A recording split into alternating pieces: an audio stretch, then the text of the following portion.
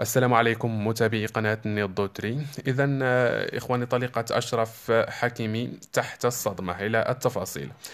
لم تتوقف الأنباء التي تربط اللاعب الدولي المغربي أشرف حكيمي بالممثلة وعارضة الأزياء التونسية هبة عبوك بالإعلان الأخير نهاية مارس الماضي انفصالها عن والد طفليها، إذ ضجت وسائل إعلام دولية ومحلية خلال الأيام الثلاثة الأخيرة بخبر فشل عبوك في اقتسام ثروة حكيمي التي كان من المفترض أن تستفيد منها قانونيا بعد استكمال إجراءات الطلاق.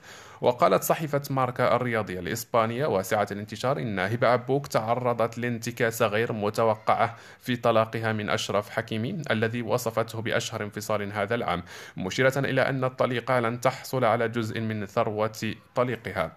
وأبرز المصدر ذاته أنه رغم أن حكيمي هو أحد لاعبي كرة القدم الأعلى أجرا في الدوري الفرنسي، إلا أن أي من هذه الثروة لم يسجل باسمه، إذ إن المستفيد من راتبه وميراثه ليس أكثر ولا أقل من والدته.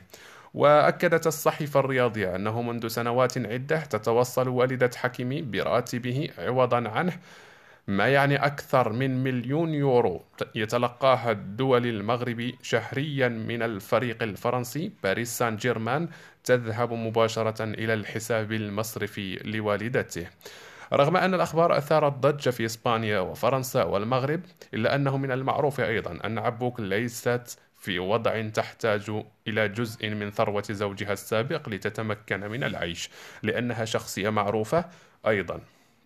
في السياق ذاته قالت الصحيفة الإيرلندية المتتبعة لأخبار مشاهير الرياضة إن عبوك توصلت بهذه المعلومة من المحكمة المكلفة باستكمال إجراءات الطلاق، مبرزة أن حكيمي ليس لديه ممتلكات أو سيارات أو منازل أو مجوهرات أو حتى ملابس باسمه، إذ إنه حين يرغب في أي شيء يسأل والدته التي تشتريه له. وكانت مجلة ماغ الفرنسية أول من أثار هذا الموضوع، إذ نشرت تغريدة على حسابها في موقع التواصل الاجتماعي تويتر أكدت فيها أن هبة عبوك طلبت نصف أصول وأموال أشرف حكيمي قبل أن تكتشف أن مدافع باريس سان جيرمان لا يملك منها شيئا. إذا إخواني، هذا الموضوع يعني أن طليقة أشرف حكيمي كانت ترغب في أن تحصل على نصف ثروته، لأن هذا هو القانون عندهم في فرنسا.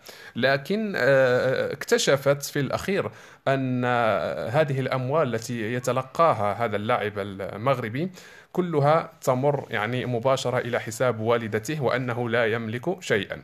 وبالتالي كانت هذه صدمة، صدمة كبيرة لها، وصدمة إذا إخواني، هذا ما في هذا المقطع. تحياتي لكم، ألقاكم في مقاطع فيديو أخرى إن شاء الله، ودمتم في أمان الله وحفظه.